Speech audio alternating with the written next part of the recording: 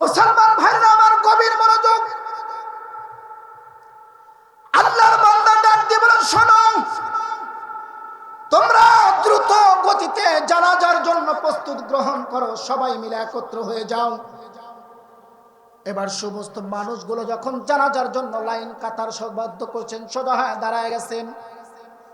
আল্লাহর বান্দা জানাজা নামাজ কমপ্লিট করানোর পরে মনে মনে চিন্তা করলো, যে মানুষগুলো এই মুর্দার জানাজা করাতে পারলো না, এই মানুষগুলো এই মুর্দা ব্যক্তিকে কবরে কেমনে রাখবেন।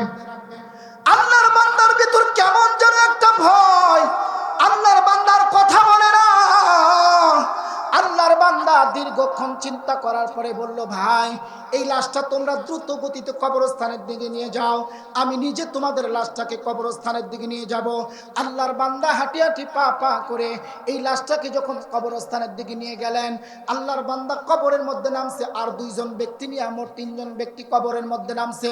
তিনজন ব্যক্তি কবরের মধ্যে নামার পরে আল্লাহর বান্দা ডাক দিয়ে কয়, শোনো, এবার তোমরা এই চকলেট মোড়ানো লাশটা হাতের মধ্যে দাও।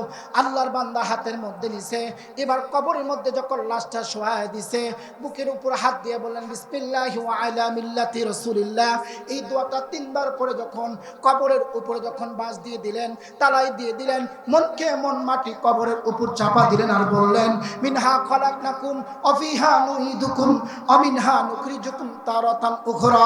এই বলিয়া বলি যখন মাটি কমপ্লিট করলেন, আল্লাহর বান্দা বলেন, মাটি কমপ্লিট করিয়া 40 কদম দূরে যখন চলে গেলাম, 40 কদম দূরে যাওয়ার পরে এই মুর্দা ব্যক্তির জন্য হাত উঠাইয়া দোয়া শুরু করেছি।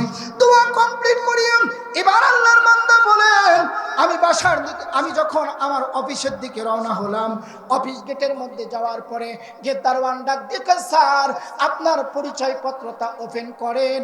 পরিচয়পত্র ওপেন না করলে আপনার ভিতরে ঢোকার কোনো অনুমতি না। ইয়া আইয়ুহান নাসু ক্বাদ জাআকুম বুরহানুম মির রাব্বিকুম ওয়া আনজালনা ইলাইকুম নূরাম মুবিনা।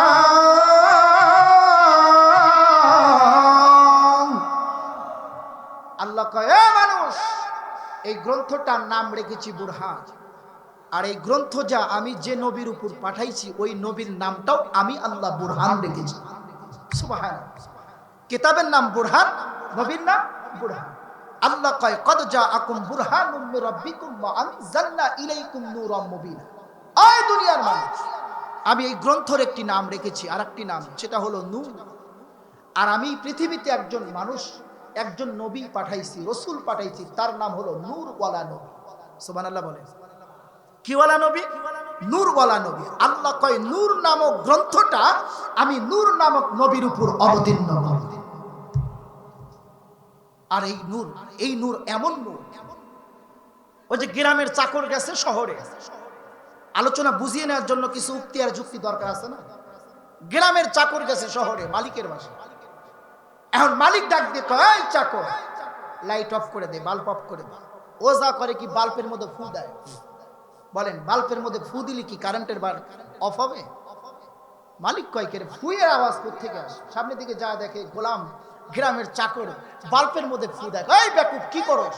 কয়, স্যার, এ কেমন লাইট, গ্রামে একটা ফু দিয়ে 10টা ল্যাম্প, আমি 10টা বাতি দিবে দিই, আর এই যে ফু পাইতেছি হোমানে হোমানে লেবে না। মালিক ডাক দিয়ে কয়, বোকা, গ্রামের বাতি ল্যাম্পু ফু দিয়ে নিবান যায়, কিন্তু শহরের আলো ফু দিয়ে নিবান যায় না। কয়, কেন? বলে, এর সুইচ তো বোর্ডের মধ্যে, সুইচ অফ করবি, নিববে না, নিববে না। আল্লাহ কয়, দুনিয়ার মানুষ, তোমরা যতই চিন্তা করো, যতই বুদ্ধি খাটাও, যতই মেধা খাটাও, তোমরা যদি তামাম পৃথিবীর মানুষ আমি আল্লাহ পাকের গ্রন্থ কোরআনের আওয়াজকে নিস্তব্ধ করতে চাও, আল্লাহ বলেন, তোমরা গোটা দুনিয়ার মানুষ চেষ্টা করে আমার কোরআনকে তোমরা নিস্তব্ধ করতে পারবে না। কেন?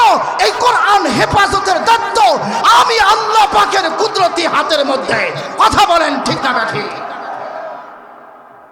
আমাদের বাংলাদেশের একটা কুলাঙ্গার ছিল, তার নাম ছিল ডাক্তার মুরাদ। এই জামালপুর সরিষাবাড়ি। কয়, বাংলাদেশের সংবিধানে কোরআন মোরান বিসমিল্লাহ মিসমিল্লাহ এগুলো থাকবে না।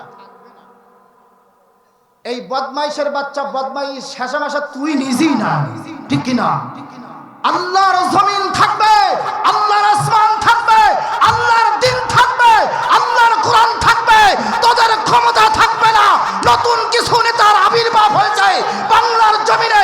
কয় ইসলামের জায়গায়, কোরআনের জায়গায়, রাজনীতিকে জায়গায় তোর রাজনীতিক লাস্তি মারি। বাংলার জমিনে যদি ইসলাম না থাকে, কোরআন না থাকে, তোর রাজত্ব ক্ষমতা বাংলার মুসলমান দেবে না, দেবে না, দেবে না। কথা বলেন ঠিক না বেটি? সম্মানিত সুধী, রাজনীতিকের জায়গায় থাকবে, কিন্তু এর সাথে কোরআন থাকবে। কথা বলেন ঠিক না বেটি? এটাই যদি না হতো, হযরত ইউসুফ আলাইহিস সালামকে কেন মিশরের গভর্নর প্রধানমন্ত্রী বানাইলেন বলেন? সম্মানিত সুধী, কোরআন এমন একটি কিতাব, এমন একটি গ্রন্থ যার পাওয়ার পৃথিবীর শ্রেষ্ঠ পাওয়ার, ঠিক কিনা? এখন আসে, এই কোরআন আমরা যদি জীবনে বাস্তবায়ন করি, মহব্বত করি, আমাদের লাভটা কি হবে, উপকার কি হবে? দেখবেন এই মাদ্রাসার মধ্যে সেই গ্রন্থ কোরআন পড়ানো হয়, আর এই কোরআনুল কারিমের খাতিরে আল্লাহ তাআলা এলাকার অনেক আযাব গজবগুলো আল্লাহ সরায় দেয়।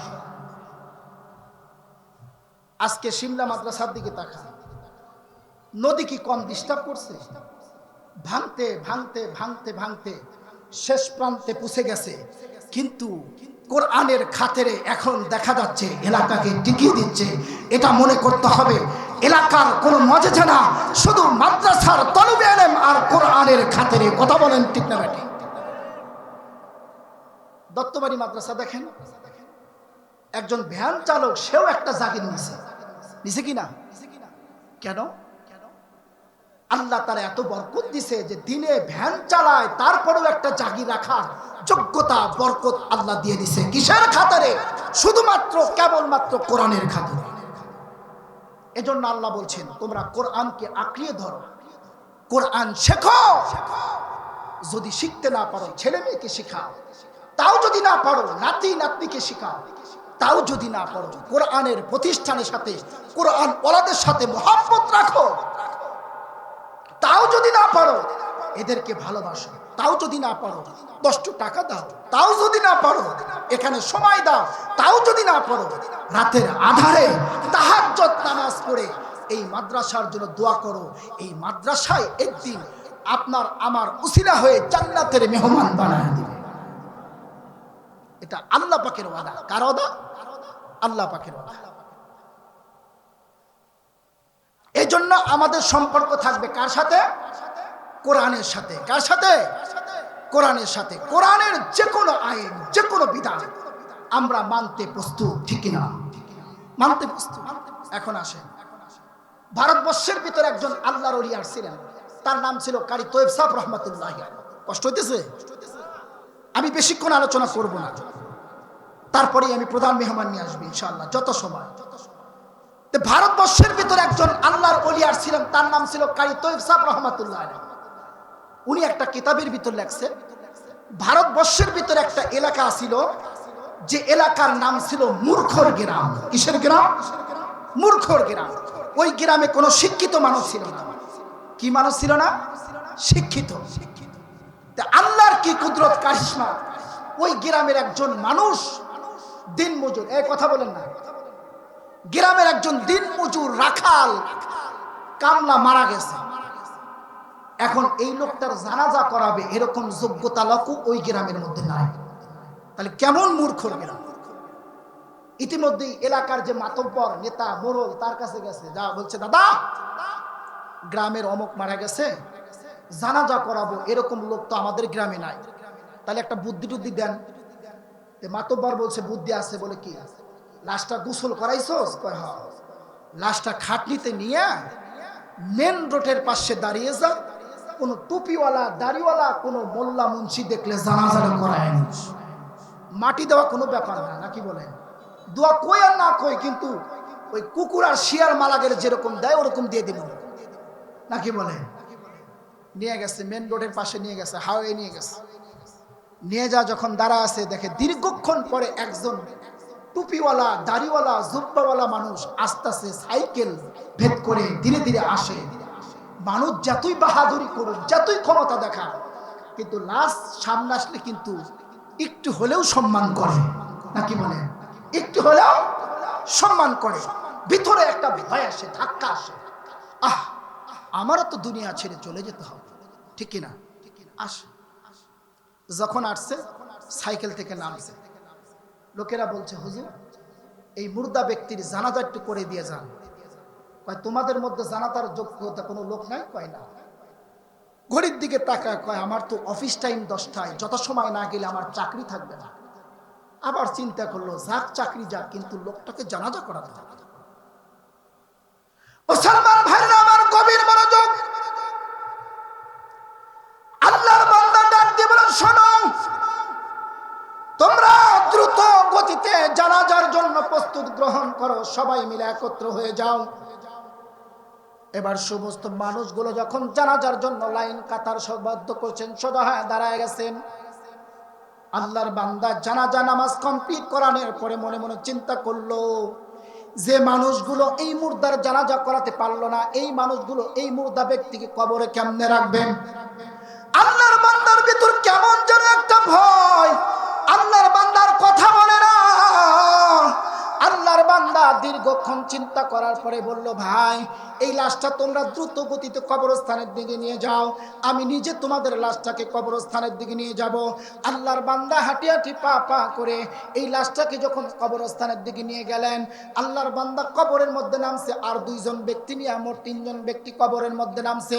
3 জন ব্যক্তি কবরের মধ্যে নামার পরে আল্লাহর বান্দা ডাক দিয়ে কয়, শোনো, এবার তোমরা এই চকলেট মোড়ানো লাশটা হাতের মধ্যে দাও। আল্লাহর বান্দা হাতের মধ্যে নিছে। এবার কবরের মধ্যে যখন লাশটা শোয়ায় দিছে, বুকের উপর হাত দিয়ে বললেন, বিসমিল্লাহি ওয়া আলা মিল্লাতি রাসূলিল্লাহ। এই দোয়াটা 3 বার পরে যখন কবরের উপরে যখন বাঁশ দিয়ে দিলেন, তালাই দিয়ে দিলেন, মনকে মন মাটি কবরের উপর চাপা দিলেন, আর বললেন, মিনহা খলাকনাকুম ওয়া ফিহা নুঈদুকুম ওয়া মিনহা নুখরিজুকুম তারাতান উখরা। এই বলিয়া বলে যখন মাটি কমপ্লিট করলেন, আল্লাহর বান্দা বলেন, মাটি কমপ্লিট করিয়া 40 কদম দূরে যখন চলে গেলাম, 40 কদম দূরে যাওয়ার পরে এই মুর্দা ব্যক্তির জন্য হাত উঠাইয়া দোয়া শুরু করেছি।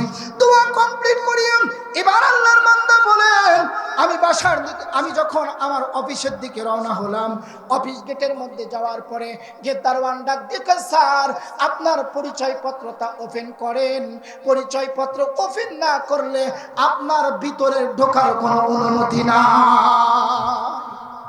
কোনো অনুমতি নাই যদি পরিচয় পত্র ওপেন না করে। আল্লাহর বান্দা পকেটে হাত দিলে, প্রত্যেকটা পকেট তন্ন তন্ন করে খুঁজলেন, কিন্তু কোন জায়গার মধ্যে তিনি পরিচয় পত্র খুঁজে পাচ্ছেন না। আল্লাহর বান্দা পাগল হয়ে গেলেন, পেরেশান হয়ে গেলেন, কি ব্যাপার, আমি তো আমার কার্ড পকেটে উঠাইছি, সে কার্ডটা গেল কোথায়? আল্লাহর বান্দা হাঁটি হাঁটি পা পা করে ওই জায়গা থেকে সম্মুখের দিকে আবার বের করলেন, পিছনের দিকে ব্যাক হলেন, কবর পর্যন্ত আসলেন, কিন্তু কোন জায়গার মধ্যে কাঠ পাইনি। আল্লাহর বান্দা এলাকার মানুষগুলো ডাকলেন, তোমরা কে কোথায় আছো, আসো, আমি আমার পরিচয় পত্র পাচ্ছি না, আমার দিল মন সাক্ষী দেয় আমার কাঠটা মনে হয় কবরের ভিতর পড়ে গেছে। এলাকার মানুষগুলো চলে আসছে, জি হুজুর, বলে আমার কাঠ মনে হয় ভিতরে পড়ছে, পরিচয় পত্র।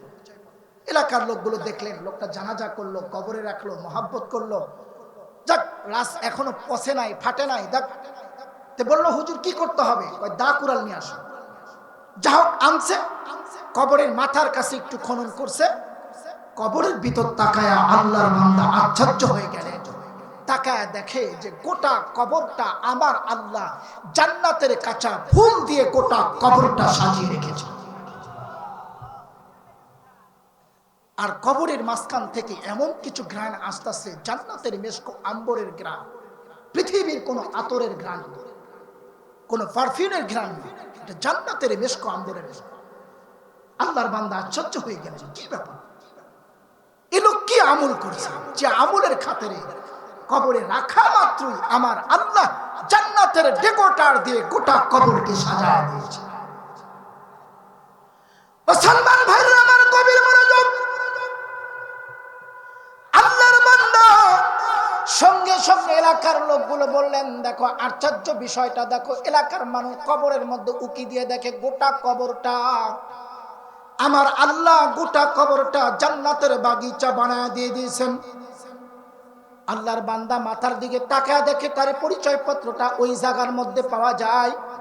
দ্রুত গতিতে উঠাইয়া গোটা কবরটা আবার আগের নিয়মে সুন্দর করে রেখে দিলেন। আল্লামা কারি তৈয়ব সাহেব রহমাতুল্লাহি আলাইহি বলেন, রাখার পরে আল্লাহর বান্দা তখন জিজ্ঞাসা করলেন, এই লাশটার ওয়ারিশ কে বেঁচে আছে পৃথিবীতে, এর আপনজন কে আছে?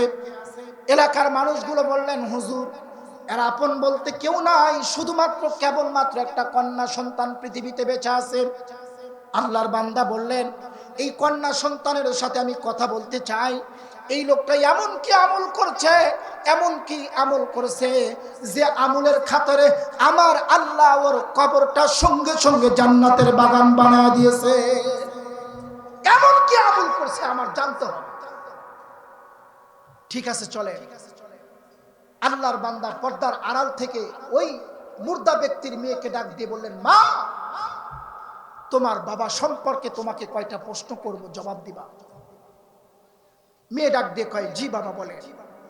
তোমার বাবা পৃথিবীতে এমন কি আমল করছে যে আমল করার কারণে, যে আমলটা আমার আল্লাহর কাছে এত প্রিয়, এত পছন্দ হয়েছে যে আমার আল্লাহ তার গোটা কবরকে জান্নাতের বাগান বানায়।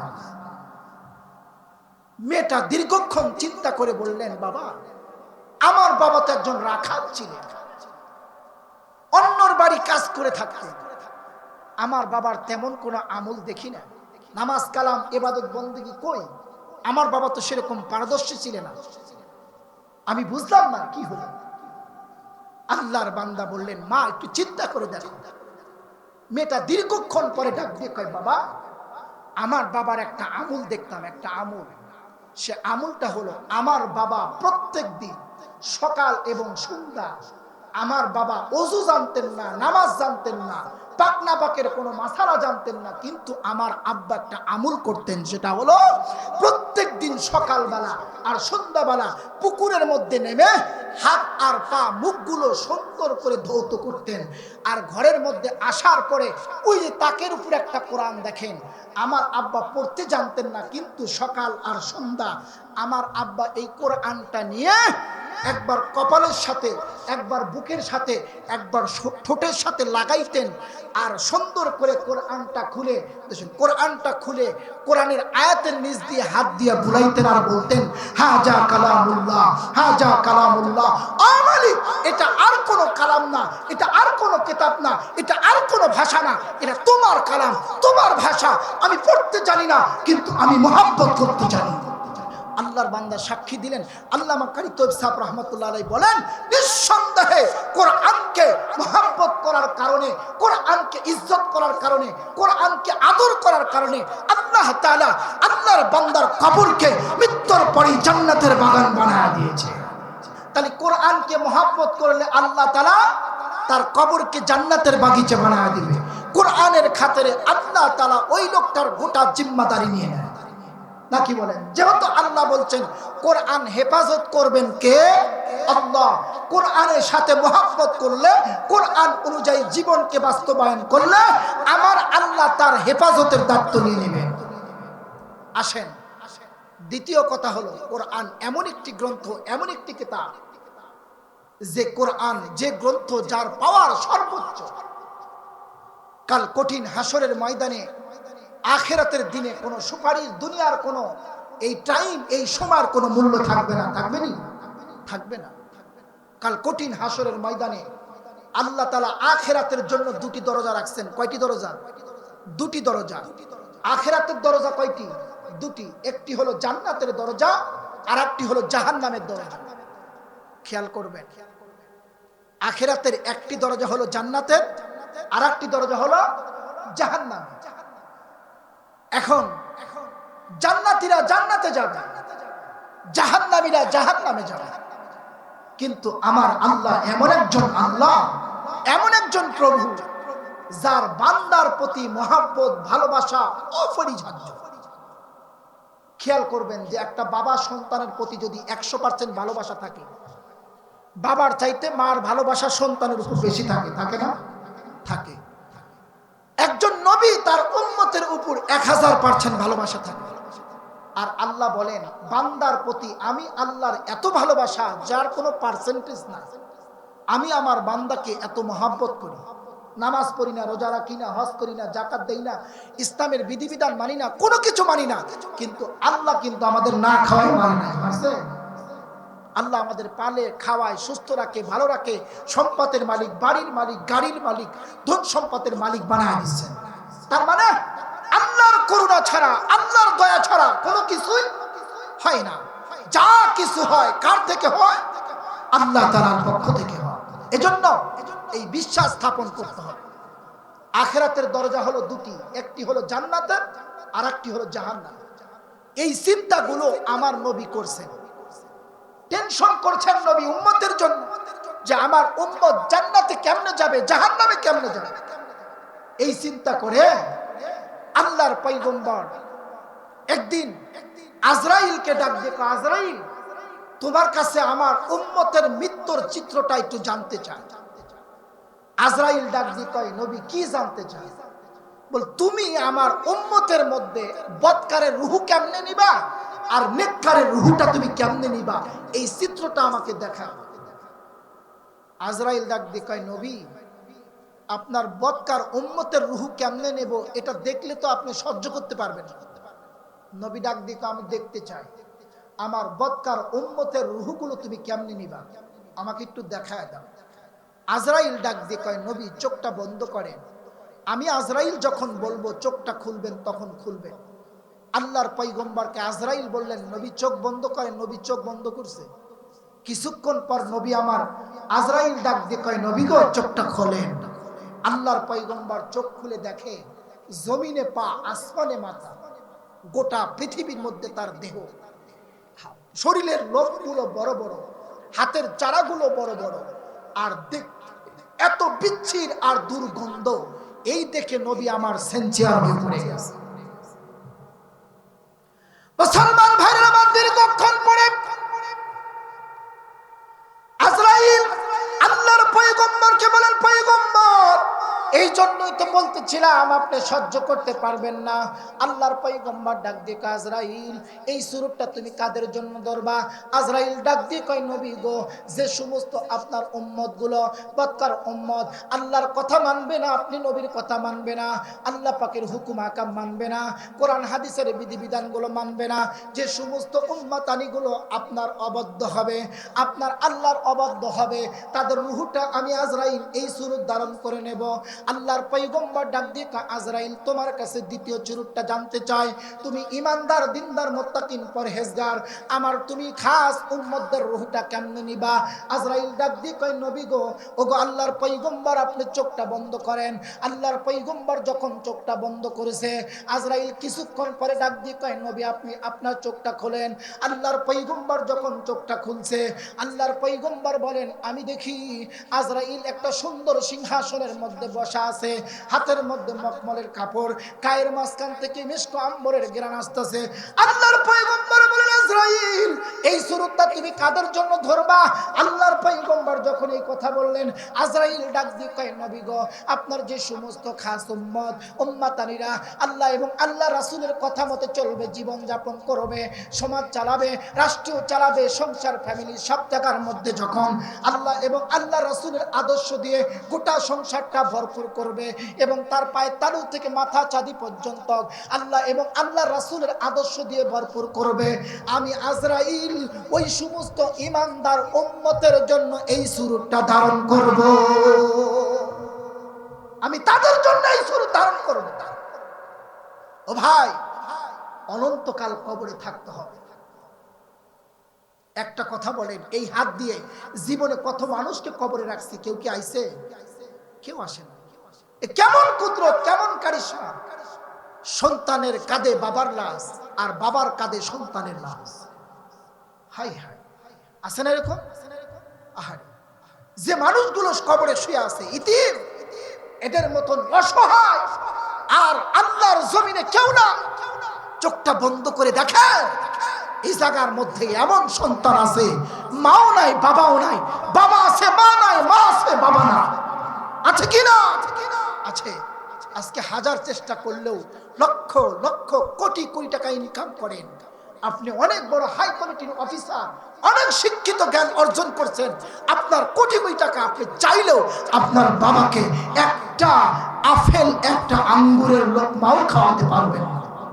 পারবেন? এই জন্য ভাই দুনিয়া থাকতে চিন্তা করে। আমি এই কয়টা দিন একদম পাগল হয়ে গেছিলাম। আমার মা অসুস্থ হয়ে পড়ছিলেন, সিরাজগঞ্জে হাসপাতালে ভর্তি করছি, ওখানে ট্রিটমেন্ট করলাম, মেলা কিছু করলাম। প্রায় সিরাজগঞ্জে আমি 15,000 টাকা শেষ করছি, কিন্তু কোনো পরিবর্তন নাই। আমি সিরাজগঞ্জে 10 দিন রেখে পাগল হয়ে গেছি। আমি প্রত্যেক দিন বিকালবেলা ঈশা পড়েও আমি আমার মাকে দেখতে আসি সিরাজগঞ্জ। আমার দিলে মানে এখানে কাজ হলো না। আমি গত শনিবার দিন এই যে আমার আগের পূর্বের আলোচক কে এম আরিফুল ইসলামের গাড়ি নিয়ে আমি নিজে ড্রাইভ করে বগুড়ার প্রফুলারে নিয়ে আমি আমার সর্বোচ্চ চেষ্টা করে আমি ট্রিটমেন্ট করছি। আলহামদুলিল্লাহ আমি কান্না করেছি, তাহাজ্জুদের মধ্যে দাঁড়িয়ে দাঁড়িয়ে কাঁদছি, মোনাজাতের মধ্যে আল্লাহকে বলছি, আল্লাহ আমার জীবনের একটা আমল যদি কবুল হয়ে থাকে, তোমার দরবারে পছন্দ হয়ে থাকে, ওই আমলের উছিলা করে আমার মাকে তুমি সুস্থ করে দাও। আল্লাহ তাআলা সুস্থ করে দিচ্ছেন। আলহামদুলিল্লাহ। কি চাই? আমি কোনো কমতি রাখি না। আমি বগুড়া প্রায় 20,000 30,000 টাকা শেষ করছি, টাকাকে টাকা বুঝতে দিই। আমার মা টেনশন করে, তুমি টাকা পাইতেছো। আমি কইলাম মালিক যোগায়, কোনো কমতি রাখি নাই। ও ভাই, মাঝে মাঝে দিলের মধ্যে নামাজের মধ্যে কান্না আসতো, হাইরে যদি মা মরে যায় আমি এই জিনিসটা এই নিয়ামতটা কই পাবো? যদি আমার বাবা মরে যায় আমি কই পাবো? এই কষ্টটা কি ওরাই বুঝে। এজন্য জীবনের সর্বোচ্চ দিয়ে টাকা দিয়ে পয়সা দিয়ে বুদ্ধি দিয়ে দোয়া দিয়ে মা বাবার পাশে দাঁড়িয়ে যাও।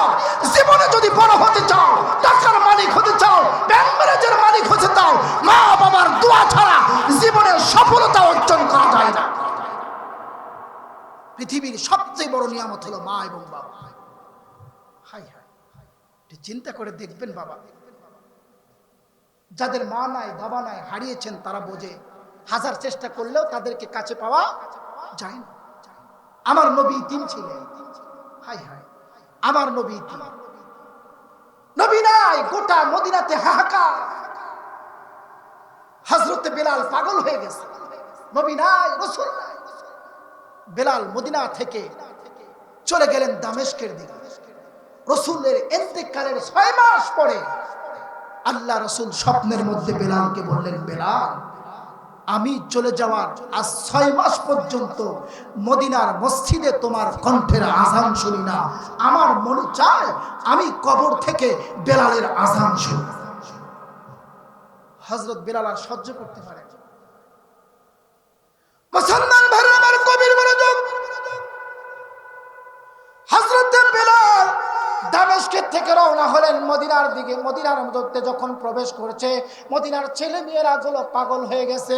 এই যে দেখো বেলাল আসছে, বেলাল আসছে, তার মানে বেলাল আসছে, মদিনার মসজিদের মুয়াজ্জিন আসছে, আল্লাহর পয়গম্বর চলে আসছে।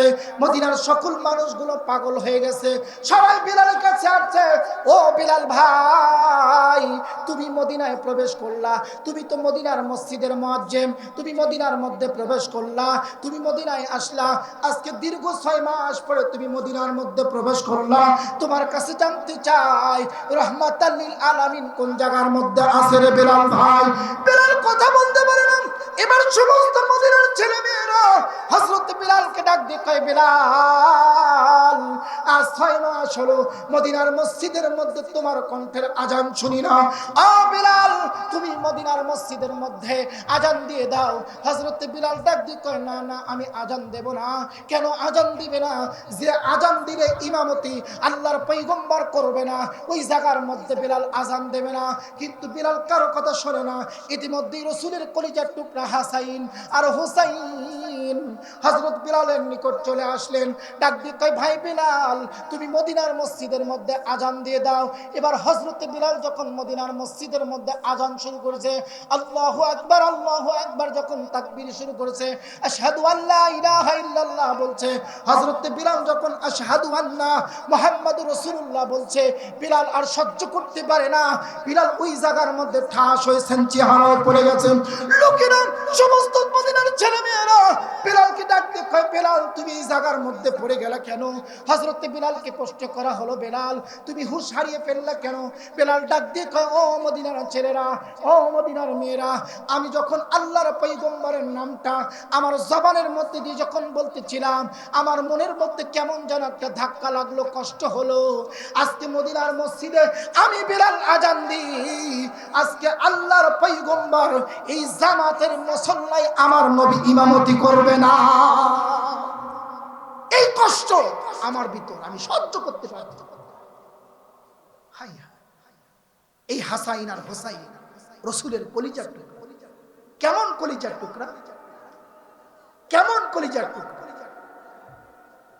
আমিনুল মুমিনিন হযরত ওমর মসজিদে নববীর মেম্বারে বসে খুতবা দিচ্ছেন। রাসূলের কলিজার টুকরা ছোট্ট ছেলে হোসাইন দৌড়ায় আসছে, ডাক দিয়ে কয়, এই ওমর, আপনার বক্তব্য বন্ধ করেন। আপনাদের কাছে প্রশ্ন, ওমর শক্ত মেজাজের মানুষ না গরম মেজাজের মানুষ? হাই হাই, ওমরকে ডাক দিয়ে কয়, আপনার কাছে আমার কিছু প্রশ্ন। ওমর ডাক দিয়ে বলেন, কি প্রশ্ন? প্রথম প্রশ্ন হলো, এই মেম্বারটা কার, যে মেম্বারে আপনি বসে বসে বয়ান দেন, ওয়াজ করতেছেন? হযরত ওমর ডাক দিয়ে কয়, এটা আমার বাবারও না, আমার দাদারও না, আমার 14 গোষ্ঠীর না, এই মেম্বার কার? ওমর ডাক দিয়ে কয়, এটা রাহমাতাল লিল আলামিন মুহাম্মদুর রাসূলুল্লাহ সাল্লাল্লাহু আলাইহি ওয়াসাল্লামের মেম্বার।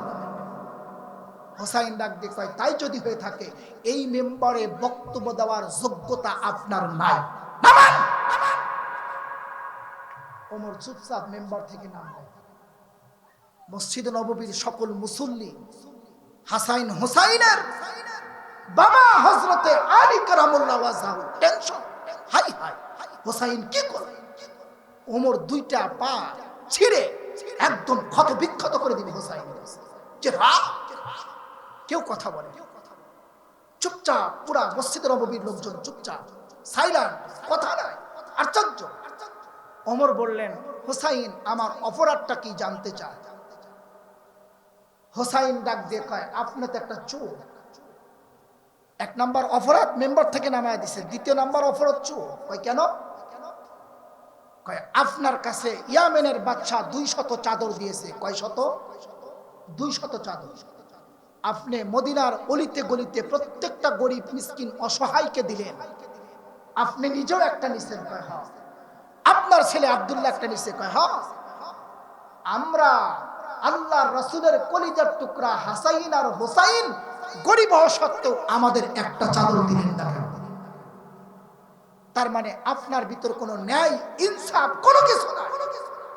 কাজে যার ভিতর ন্যায় নাই, ইনসাফ নাই, আদর্শ নাই, এরকম মানুষকে আমার নানার মেম্বারে বসার কোনো অধিকার নাই।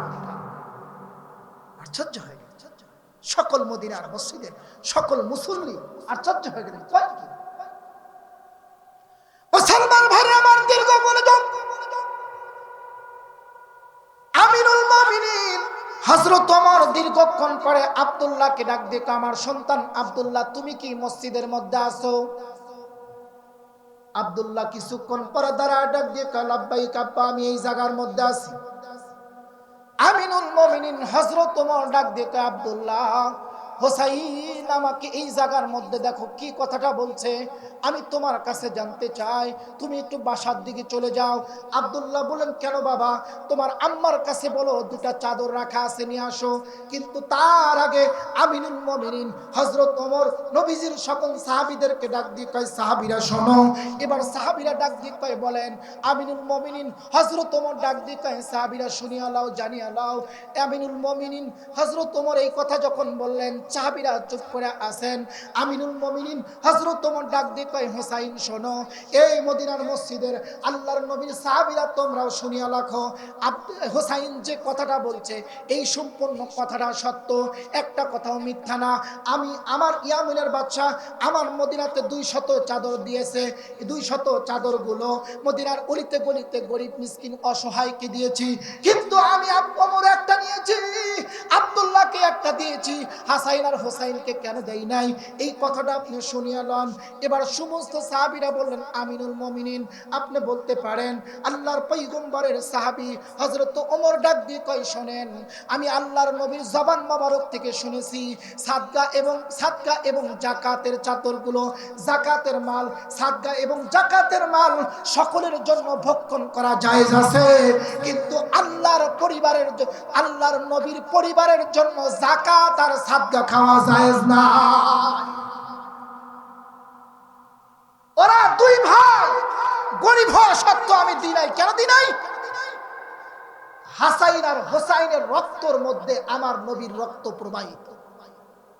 এই যাকাত আর সাদকার জিনিস সকলের জন্য, সকল গরিব অসহায় ইতিমের জন্য জায়েজ, কিন্তু নবী পরিবারের জন্য জায়েজ না। এই জন্য আমি হাসাইন আর হোসাইনকে দিই। তবে শুনে রাখেন, আমি ইয়ামেনের বাদশাকে চিঠি লিখেছিলাম, ও ইয়ামেনের বাদশা, আপনি 200 চাদর যে টাকা দিয়ে আপনি তৈরি করছেন, এর চেয়ে ডাবল টাকা দিয়ে আপনার 2টি চাদর তৈরি করবেন। ইয়ামেনের বাদশা আমাকে চিঠি লিখেছিল, কি করবেন? আমি বলেছি, আমার নবীর 2জন কলিজার টুকরা শাহজাদা আছে, আমি আমার এই 2জন কলিজার টুকরাকে 2টি চাদর হাদিয়া দিয়ে দেব। আপনারা মসজিদে নববীর সকল নবীর সাহাবীরা অপেক্ষা করেন, অলরেডি এই 2টি চাদর এসেছে। এই 2টি চাদর আমি নবীজির কলিজার টুকরা 2 শাহজাদাকে হাদিয়া দিতে চাই। কেমন খেলা, কেমন ইনসাফ, কেমন আদর্শ, কেমন জীবন! কিসের জীবন? আখিরাতের চিন্তা। আজকে তো জনগণের টাকা পাইলে, পাবলিকের টাকা পাইলে দেখা যায় যদি কিছু টাকা এলাকায় কোনো কাজের জন্য দেয়, নিজের পকেটটা আগে ভারী করে, অপরের চিন্তা পরে করে। কথা বলেন ঠিক না বেটি? আছে না এরকম জনগণ? আছে না? আছে। কিন্তু এই চিন্তা করো না, ওমরের আদর্শ দেখো। পৃথিবীর রাষ্ট্রপ্রধান অর্ধ পৃথিবী শাসন করছে যে ওমর, তার একটাই ভয় ছিল, আখিরাতের দরজা হলো 2টি, একটি হলো জান্নাতের, আর একটি হলো জাহান্নাম। জান্নাতীরা জান্নাতে যাবে, অফুরান্ত নাজ নিয়ামত খাবে, জাহান্নামীরা জাহান্নামে যাবে, যার শাস্তির কোনো শেষ নাই, অনন্তকাল থাকতে হবে জাহান্নামের আযাবের মধ্যে।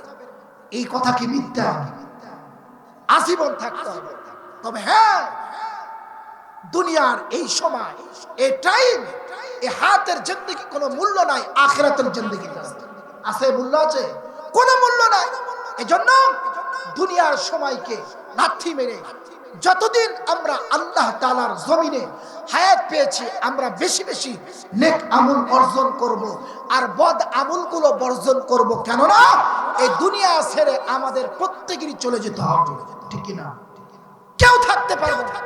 এখন কি করতে পারি? বলে আমরা পৃথিবীতে একটা ভালো কাজ করব, এমন একটি কাজ করব যে কাজের ফলটা কবরে শুয়ে থেকে আমরা সাদগায়ে জারিয়া হিসেবে পাবো। করতে পারবো না ইনশাআল্লাহ? কিন্তু আমার আল্লাহর কুদরতি অন্তরে বড় মায়া। কেমন মায়া? জাহান্নামীরা জাহান্নামে থাকবে। আমি আলোচনা লম্বা করব না, অল্প সময়, 5-10 মিনিট। জাহান্নামীরা জাহান্নামে থাকবে অনন্তকাল। গুড নিউজ নিয়ে যায়, হতাশার কিছু নেই। তাই দেখে আল্লাহকে ভুলে যাওয়া যাবে না। আল্লাহ তাআলার কুদরতি অন্তরের মধ্যে জোশ মারবে। আল্লাহ তখন রহমতের ফেরেশতাদেরকে বলবে, এই ফেরেশতা, জাহান্নামের মধ্যে যা, কিল্লে গিয়া দেখ তো ওরা কেমন আছে, শুনে আর কিছু বলে না কি জিজ্ঞা। আল্লাহ রহমতের ফেরেশতারা জাহান্নামের মধ্যে আসবে। আসার পরে বলবে, এই জাহান্নামীরা তোমরা কেমন আছো? সকল জাহান্নামী বলবে, আগের চাইতে ভালো আছি, আলহামদুলিল্লাহ। তে বলবে, কিছু বলবা টলবা নেই? বলবে, কে পাঠাইছে? জাহান্নামীরা বলবে, কে পাঠাইছে?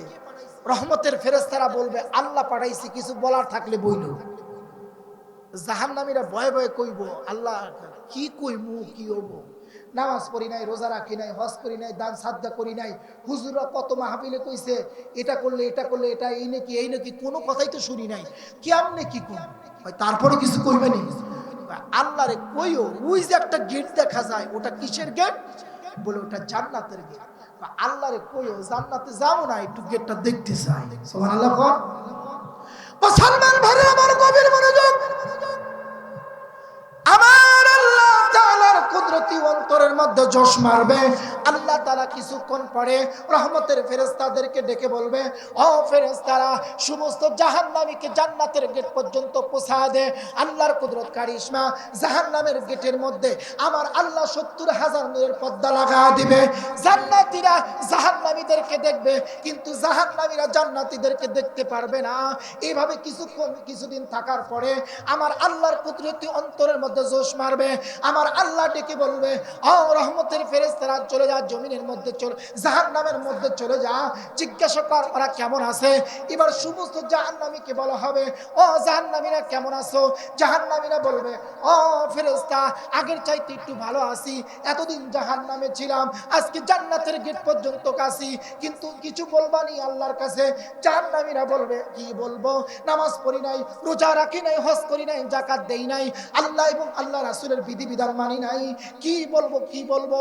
আইবার ফেরেশতারা বলবে, কিছু বললে বলতে পারো। জাহান্নামীরা বলবে, আল্লাহকে বলিও আমরা জান্নাতের মধ্যে থাকবো না, জান্নাতের মধ্যে কিছু করব না, খাবো না, একটু জান্নাতের মধ্যে ঢুকতে চাই, জান্নাতটা একটু দেখতে চাই। এবার ভিতরে প্রবেশ করবে। আল্লাহ বলবে, ঠিক আছে, ভিতরে প্রবেশ করাও। এবার ভিতরে প্রবেশ করা দিবে। গোটা জাহান্নামীরা জান্নাতের মধ্যে যাবে। এবার জান্নাতীরা খাবে, ওরা তাকা থেকে দেখবে। আল্লাহ আবার কিছুদিন পরে রহমতের ফেরেশতা পাঠা দেবে, ও জাহান্নামী কেমন আছো?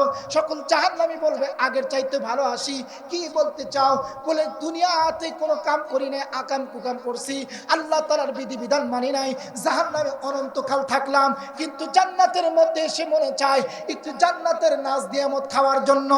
আমার আল্লাহ সুন্দর করে বলেন, ফল বৃক্ষ ডাল ঝুঁকাবে, ফলদানেরই পরে খাবে তখন জান্নাতবাসী তৃপ্তি সহকারে। এমন সময় হুরপরিরা আসবে খুশি মনে, মুক্ত মুখর করবে তারা মিষ্টি মধুর গানে, হেলে দুলে নেচে গাইবে তারা গান, এমন সুরে গাইবে তারা বিনাই সুরের গান। হুর প্রেমে মত্ত হয়ে আশেক মুমিন যত, এক এক মিলনে তাদের ৭০ বছর হবে গত। কমব না হুকম্ব তাদের, কমব না ক্ষমতা, যা তুই করিবে প্রেম, আল্লাহ বাড়াইবে সততা।